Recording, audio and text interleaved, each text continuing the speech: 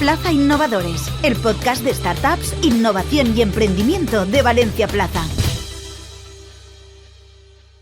Hola y bienvenidos a Plaza Innovadores, el programa de startups, innovación y emprendimiento de Valencia Plaza. Hoy tenemos con nosotros a Damià Tormo, fundador de compañías como Artax Biofarma o Bioncotep, además del Fondo Columbus.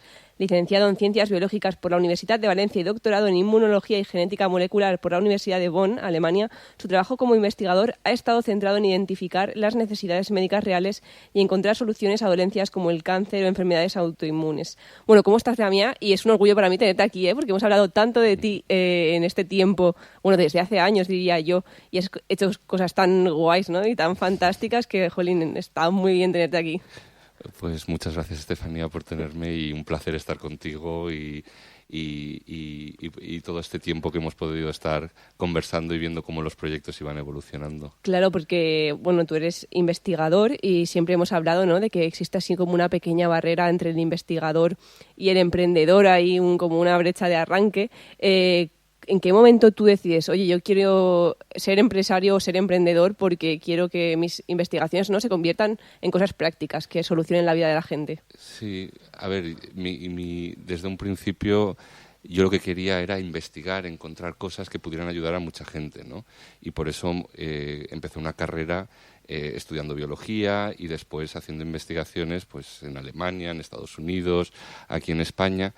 Pero se dio un caso en un punto de una investigación que estaba haciendo que realmente pensaba que podía tener un impacto importante para los pacientes que en ese caso sufrían cánceres muy agresivos. Y lo que veía es que esas investigaciones se publicaban muy bien, daban muchos premios, pero el objetivo o todas las horas que yo había trabajado para hacer eso no iba a llegar realmente a esos pacientes, ¿no? Porque no había nadie que fuera a hacer ese desarrollo de esas investigaciones. Y ahí es cuando decidí decir, pues si no lo hace nadie, pues lo tendré que hacer yo. Y dejé mi carrera científica y básicamente decidí, vamos a tomarnos 6 meses a ver si podemos arrancar esa empresa, conseguir financiación y poder llevar a los pacientes. En ese caso, esa empresa era Bioncotep Therapeutics, que desarrolla tratamientos para tumores muy agresivos y la verdad es que ahora visto con el tiempo es muy bonito ver, ahora que están pacientes que realmente con unos resultados súper esperanzadores en muchos de estos pacientes, de decir que fue la elección correcta, cosa que en aquel momento no lo tenías tan claro. No, yo creo que nadie lo tenía claro. Todo el mundo pensó que era un poco locura, ¿no? Dejar una carrera que te iba muy bien, dejarlo todo y arrancar de cero una nueva carrera o que tampoco era tan sencillo, ¿no? Siendo investigador. ¿Hay investigadores que les falta esa chispa de querer convertir su investigación en una realidad, ¿no? Porque a veces muchos se quejan de que se quedan como muy paralizadas las investigaciones, se investiga y ahí se queda en un cajón, pero nunca se tiene esa voluntad de acabar de hacerlo realidad. No sé si falta ese gen, ¿no?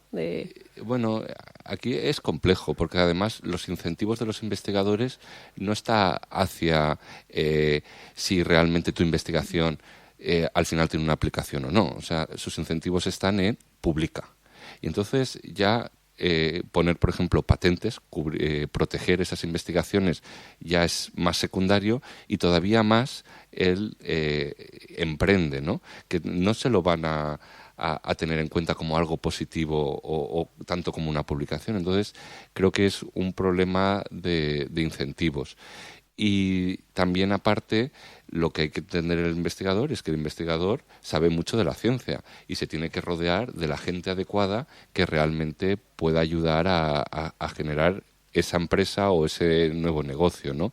Entonces, también, a veces, o por el otro extremo, algún investigador tiene demasiado ese gen, ¿no? Y en esto es muy importante más lo que tú puedas hacer, el equipo que te rodea. Claro. Volvemos un poco a tu carrera.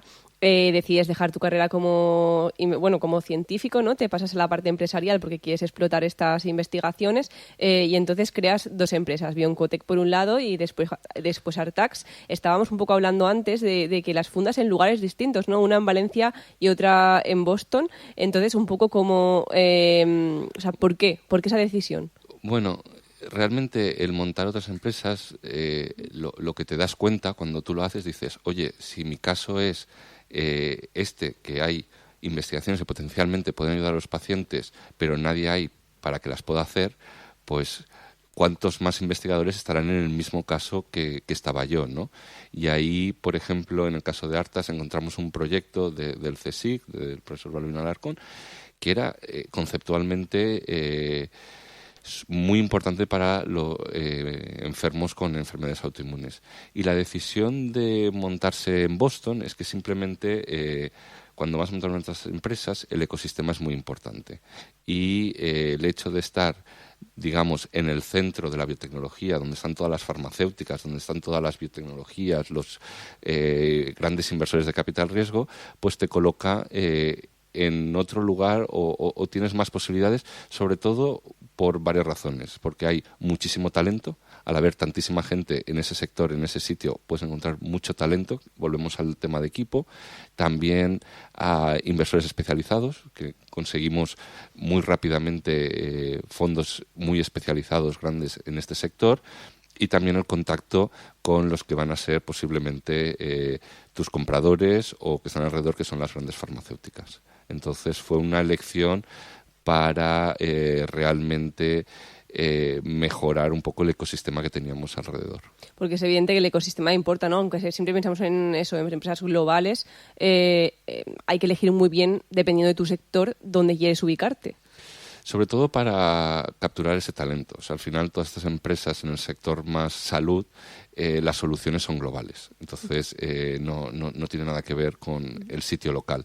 Entonces, si tú realmente quieres gente con muchísima experiencia en este sector, pues en estos sitios que están todas las grandes empresas farmacéuticas, viene gente con una experiencia de muchísimos años, ¿no? Y eso es increíble cómo un buen equipo puede hacer que un proyecto pueda ser exitoso, ¿no? Emprender en investigación es a largo plazo, evidentemente, porque hay que investigar antes, hay que probar, hay que testar los medicamentos, los desarrollos. ¿Cuáles son los vuestros hitos, ¿no?, que habéis conseguido con estas empresas que has fundado?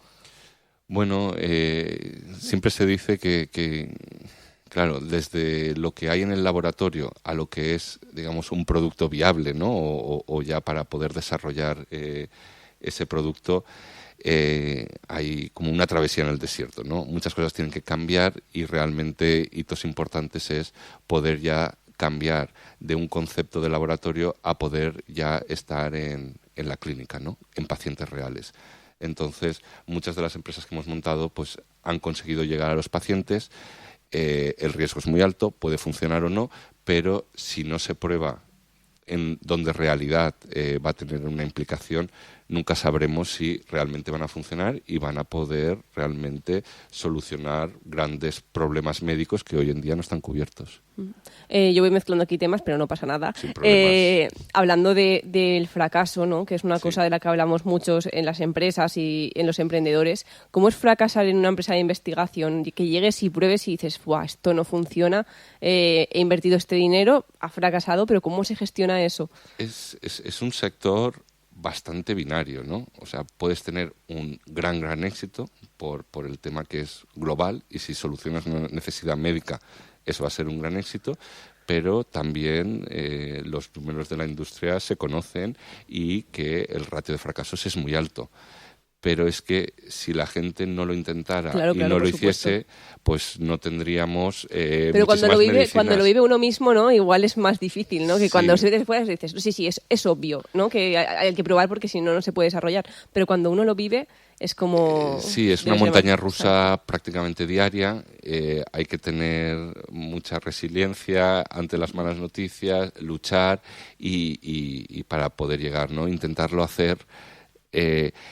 que no sea por tu mala gestión que no salga esto. O sea, yo siempre he pensado que la biología puede ocurrir o no, eso no lo sabe nadie, pero me da más pena cuando ahí ya empieza a ser una manera distinta si es por una mala gestión, incluso te diría hasta un problema financiero, ¿no? Que esas empresas, porque al final ya no solo es con tus inversores, también es con tus posibles pacientes, ¿no? Que por hacerlo mal, esa posibilidad de que tú tengas algo que les puede beneficiar, que se pierda, también estás fallando un poco a la sociedad en general.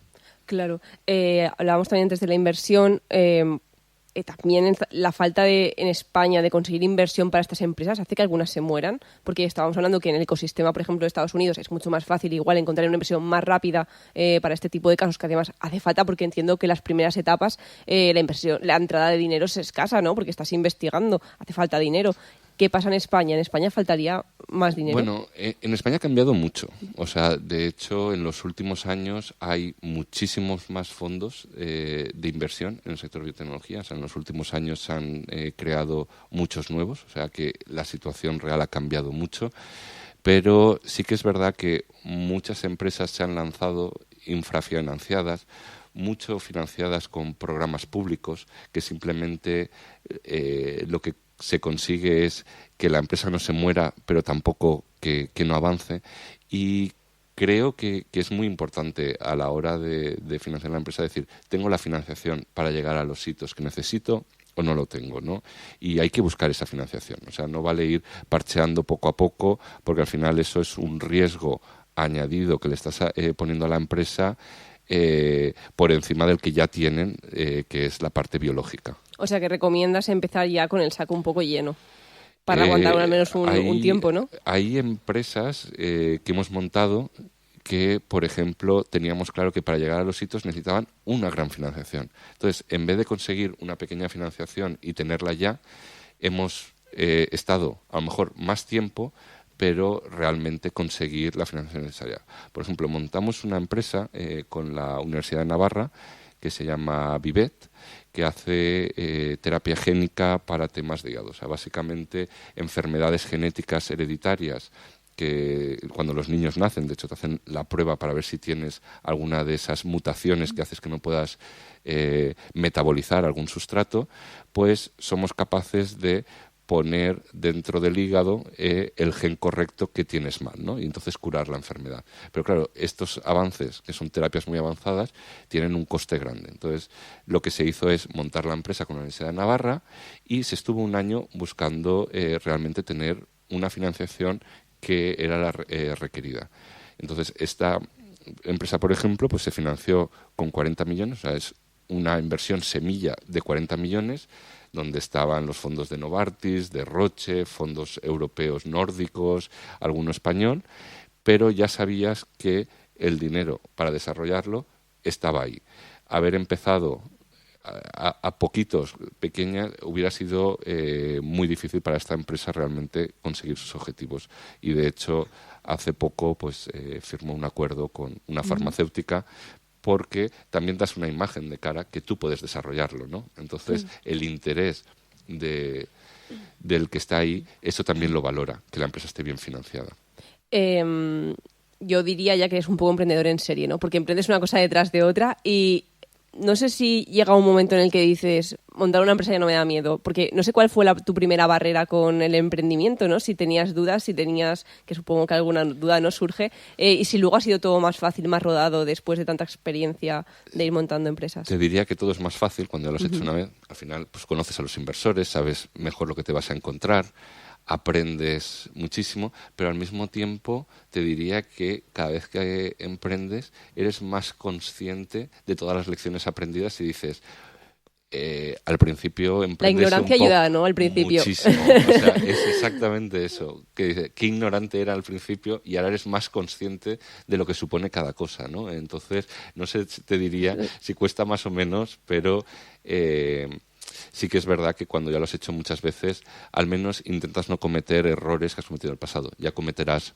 otros nuevos.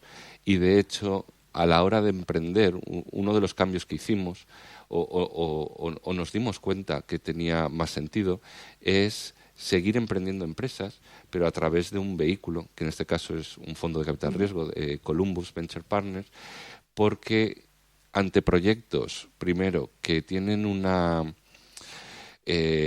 alto riesgo, el hecho de poder diversificar entre muchos proyectos, los retornos podían ser mucho mayores y con mucha más seguridad, ¿no? Y eso te permite también el que puedas seguir emprendiendo, pero con la seguridad de que si uno falla, otro te va a compensar eso y todavía vas a ganar, ¿no? Te iba a preguntar ahora por Columbus, por el fondo que montasteis, ¿no? Ya hace ya unos años. Empezó con 40